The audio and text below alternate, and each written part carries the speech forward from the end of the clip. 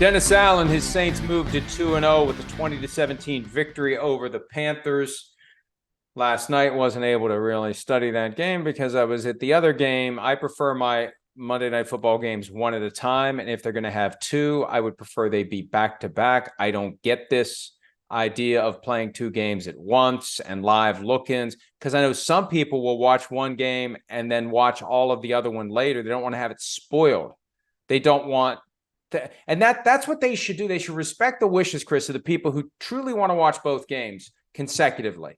Why the live look-ins? I saw like Miles Simmons was complaining about that last night. Like if I wanted to watch the other game, I'd watch the other game. I don't need a split screen on ESPN showing me Saints Panthers on half and Steelers Browns on the other. I would agree with that. Steelers Browns. Right. I don't want the other stuff. Yeah. Right? Yeah. We've all got the capacity now if Yeah. we want two screens. Yeah. This isn't 1985. Right. We all have everybody's got one, however you do it, whether it's a computer and a TV, two TVs, two phones, a tablet, whatever. Anybody that wants to watch both games can. This, look at what we can do crap is pointless. Play one game on one channel, one game on the other, and stop with this.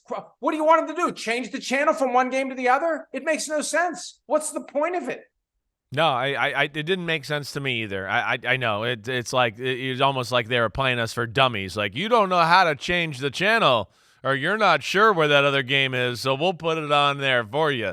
And it's like, nah, it's 2023. We know how to get there. I would agree. There was definitely some moments of like that. Like, wait, I got the other game on, and now I got both games going on the TV here because you're showing me a live look-in than the other one, right? So it was weird. But either way, I did enjoy, a 7:15 start and getting like a little bit of an hour of a game before the Browns-Steelers game went on. The Saints, it was a defensive struggle, Mike. That's really what it was. It was very impressive kind of defense on both sides, especially the Panthers' defense. I would say that. Their defense was extremely impressive.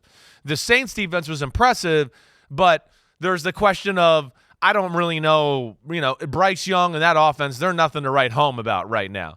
But I will say, like, this Saints football team, there is potential. We know that, to where they can be something. That's what I look at. Now, I watched them here through 2 weeks, and I want more. That's what I would say with them. Like, you want more. You go, wait, you got a pretty good offensive line. You got Derek Carr. You got decent tight ends. You got a very good receiving core. And, it's just lack of consistency, I think, on that side of the ball as of right now. It's kind of the splash plays, and maybe they don't have it all together yet. And Alvin Kamara is going to be back, at some point here in the near future.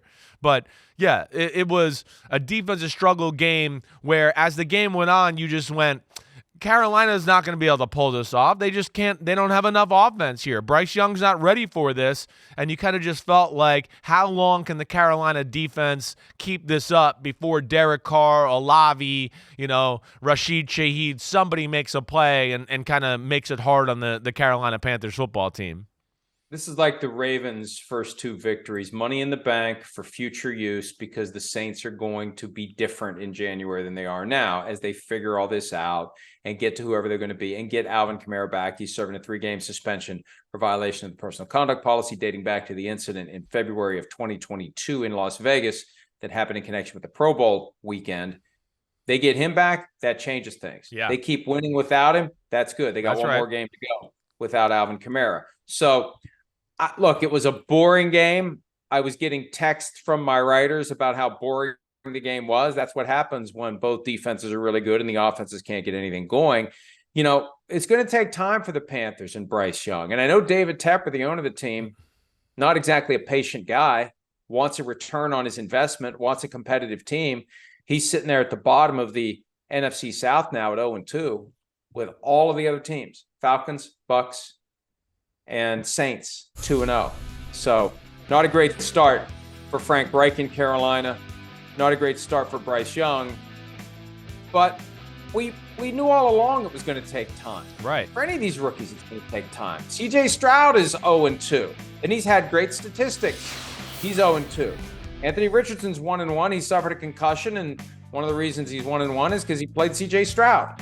So It's just going to take some time, and it's going to potentially be ugly. But I'm a firm believer in letting the guy play young, letting him take his his lumps now, so the game hopefully slows down and he's better later. That's the key. Sitting on the bench, you're not going to get better because you're not experiencing the game action. No. If you're able to go out there and play and protect yourself, get out there and play because you're going to be better next year for it. I agree there, right? And they're not a great offense, so there's not a ton of support and talent around them. It's not like they got a superstar running back. They lack some weapons in the pass game that scare you there, right? I mean, the bottom line is they're featuring Adam Thielen as like the number one target for their offense. Adam Thielen, I got NFL legend, much respect. Most offenses, Adam Thielen would be your third receiver on your team right now. So that's not helping out Bryce Young either, right? So, yeah, but the big thing to me with the Bryce Young, just to hit on that before you get back to the Saints here who won the football game, is Bryce Young, I don't like the way it looks. That's just the plain and simple fact of it. I'd be sitting there if I was working for the Carolina Panthers going, damn, did we really draft him with the number one pick? Did we? Is that what we did? He can't make any big throws outside the numbers, right? He can't really run away from people. The Red Sea parted one time and he ran up the middle. So that is what concerns me. He does not look like C.J. Stroud or Anthony Richardson on the field. There's no way. They clearly right now look a notch above Bryce Young. Like, clearly. I don't think that's debatable. I think if you asked any quarterback who ever played quarterback in the history of football and the ones in football right now, and you got them in a room privately, they'd go, yeah, it don't look right now. I would much rather have C.J. Stroud than Anthony Richardson. But at the same time, too, yes, the support system around him and Frank Reich implementing a system and them changing the way they play on offense, that's all working against them, too. So that's where I don't want to judge too harshly. But my eye, the way it sits there and look right now, I don't go, oh, wow, man, they stole something here at number one. Wow, they got something. No, I have more concern than positive reviews to talk about right now when it comes to Bryce Young. And this is part of the problem of an owner who gets himself involved in the process. David Tepper got himself involved, going to the pro days, having dinner, developing an affinity personally for Bryce Young, developing a sense that I really like this guy. I want this guy to be the guy who's my quarterback, and forcing it through. Not that the owner ever says, you must do this. Peter King and I have this argument all the time. One of the benefits of being that rich and powerful is everyone is hanging on every word you say. They're trying to discern what it is you want so they can give you what you want without you ever having to ask for it. It's a very difficult I don't spot. even think they had to discern on this one, Mike. I think this was flat out like, I like him and we're going to take him. That's what it seems want him. Like. Yeah, right. So when you trade up, and this is one of the basic human factors that gets lost in all this talk about analytics and how fast to run 40 yards in a straight line and whether you can make all the throws. You trade up from 9 to 1. You make that guy the first overall pick in the draft with C.J. Stroud right behind him and Anthony Richardson 2 spots later. You put extra pressure on this 21-year-old kid. Yep.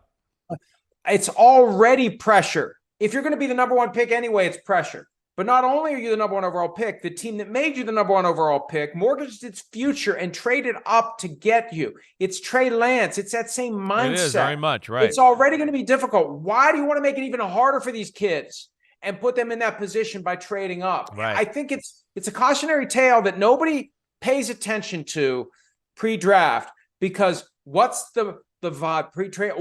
The higher pick is the better pick. Let's get the higher pick. We don't want to sit around and wait for a quarterback. I want what I want. There's a Veruca Salt quality to it for these owners. I want what I want. I want it now. So they go get it, and they don't think about the impact it's going to have on this kid, who's going to be the one who's got to go out there and play when everyone's saying, oh, look at everything they gave up to get him, and they made him the number one overall pick. And man, he doesn't look great in comparison to the other guys.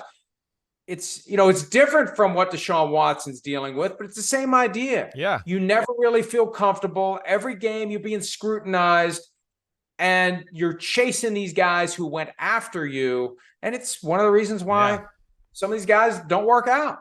Yeah, no, agreed. It's, I think you explained that part really pretty well. There is added pressure there. And it's we know it's the number one pick and it's hard enough. But like you said, yeah, when you trade up for him and then you go, wait, this is our guy. And then, like you said, you see the other two guys and kind of how they look and you go, ooh, they clearly belong and do some really good things. Like C.J. Stroud has been quietly pretty awesome both weeks. Anthony Richardson has been awesome both weeks. It's just unfortunate he got hurt. So, yeah, that's going to be the thing to watch out going forward. But like we're saying, too, I don't want to be too harsh there either because the talent around him right now is not necessarily fitting to what he can do either. So we'll watch this as it develops. And he played a really good defense last night. Or I think it's a really good defense. I think it's a good defense. It might be a really good defense, right? The Saints, good job, 2-0, right?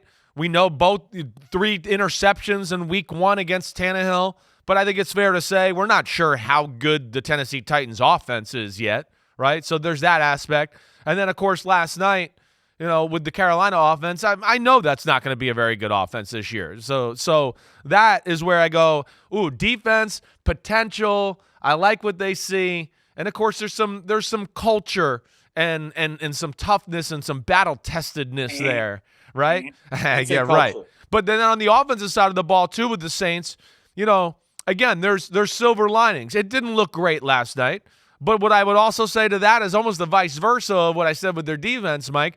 They're an offense. They got talent. We know that. It's their first 2 games together. They did play 2 really good defenses. I mean, they had to deal with Mike Vrabel and the Titans, who we know are a pain in the butt and can game plan. And that Panthers defense last night is really good. And they have, to me, one of the best rising stars in all of football on the defensive side of the ball, and E.J. Evero, their D coordinator, who I think is the next guy to be a head coach as far as, guys that come out of the defensive side of the ball, is extremely creative there too. So it was tough sledding for their offense. But, like I was saying, they got weapons. It is week 2 with some new people. And Alvin Kamara will be back in a few weeks. And I look at the Saints and go, ooh, I see some things I like. It's not perfect yet, but you definitely see some things that would scare you if you had to play them or game plan against them.